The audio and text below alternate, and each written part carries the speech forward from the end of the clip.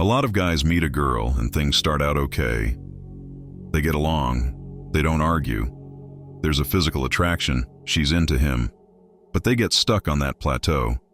The woman never reaches that next level where she's chasing him.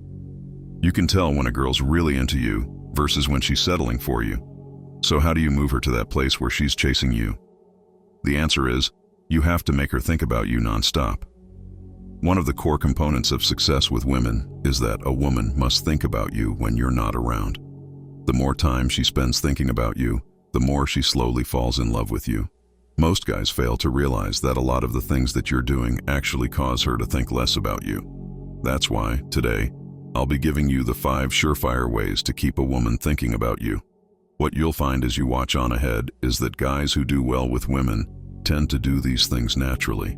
However, when you develop feelings for a woman too soon, you tend to forget this advice.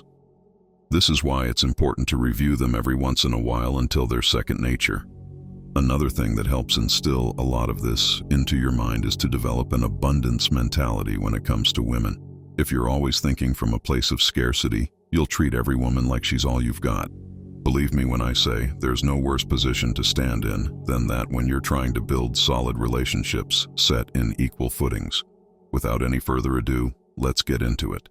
Number 1, do not be a sure thing.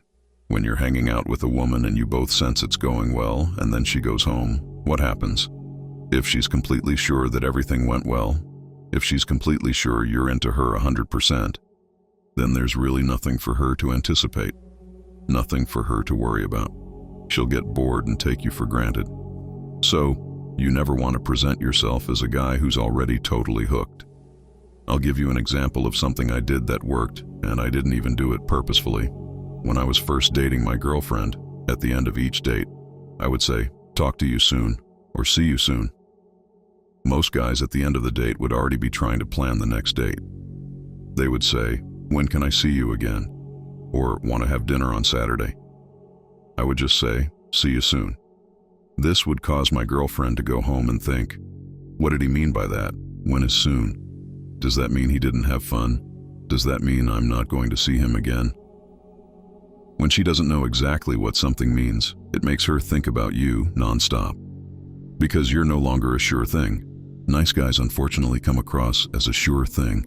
They have a good first date, maybe a good second date, and they rush to say, "Hey, I have a cousin's wedding in 3 months, I'd like you to go with me." Now she's going, he's already thinking 3 months in the future. She knows she's got you completely hooked. It was too easy. She gets bored. She assumes you must not be that great. That's why you definitely do not want to be a sure thing. Number 2, simply don't explain.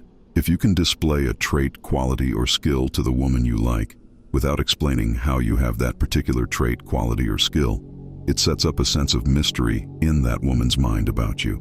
And this is powerful. Humans have a natural desire to figure things out.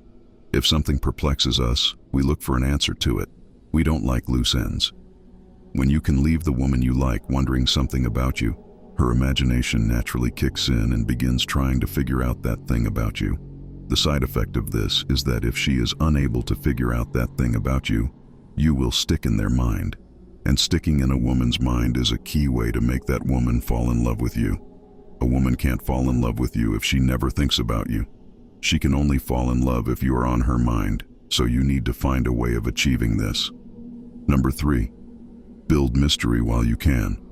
Women love a bit of mystery and mystique about their partners. So let her know enough about you to keep her interested, but never reveal everything about yourself. Resist the temptation of revealing everything about your life story, interests, and opinions on the first date. Instead, focus on learning about her. This will keep her mind curious, and she will want to spend more time with you to learn more about you. When a woman doesn't know certain things about you, you will appear more mysterious. As soon as she knows those things about you, you immediately revert back to being just an ordinary person. Obviously, eventually, this woman is going to figure out these things about you. After all, if you get into a relationship together, she's going to get to know more and more about you. Number 4, eliminate the nice guy behavior from your arsenal. Nice guys are very predictable. They're very agreeable, and they're not into confrontation. What's interesting is that women feed on drama. They enjoy it. It gives them an emotional high. The more of a nice guy you are, the less drama that you're giving her. If a woman doesn't have any drama surrounding you, she doesn't think about you. She needs that drama to keep her mind on you. So, let me give you an example on how to add drama. Some guys naturally create drama because they follow their own agenda, or sometimes because they don't have their act together. They're canceling plans on her. They're just kind of messing up on various fronts in general. Even though she might complain about it, that drama actually feeds into her thinking about that guy more.